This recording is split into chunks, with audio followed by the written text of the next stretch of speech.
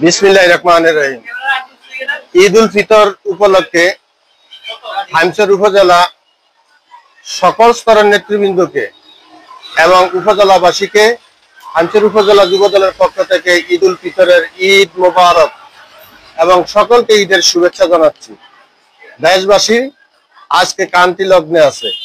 আমরা এই কান্তি লগ্ন থেকে উত্তরণ করে দেশনেত্রী বেগম খালেদা জিয়া বাংলাদেশে যেন সুস্থভাবে ফিরে আসতে পারে আমরা দেশবাসীর কাছে দোয়া চাচ্ছি এবং সাথে সাথে শেখ ফরিদ আহমেদ মানিক ভাইয়ের জন্য আমরা দোয়া চাচ্ছি।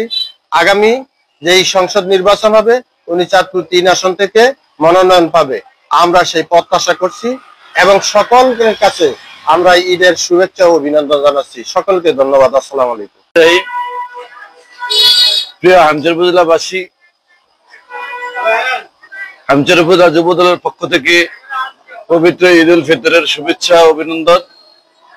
পাশাপাশি বিদেশের মাটিতে চিকিৎসার জন্য আমাদের দেশনেত্রী বেগম খালেদা জিয়া গেছেন, উনি যেন সুস্থভাবে ফিরে আসেন আমাদের মাঝে এবং তারেক রহমান যেন সুস্থভাবে ফিরে আসেন আমাদের মাঝে এবং শেখ ফরিদ আহমেদ মানিক ভাই উমরা হজ পালন করতে সৌদির মাটিতে আছেন, সুস্থ এবং সুন্দরভাবে যেন উমরা পালন করে দেশে ফিরে আসেন এবং চাঁদপুর হামচর নির্বাচনী এলাকায় আগামী সংসদ নির্বাচনে শেখ ফরিদ আহমেদ মানিক ভাইকে সংসদ সদস্য হিসেবে দেখতে চাই।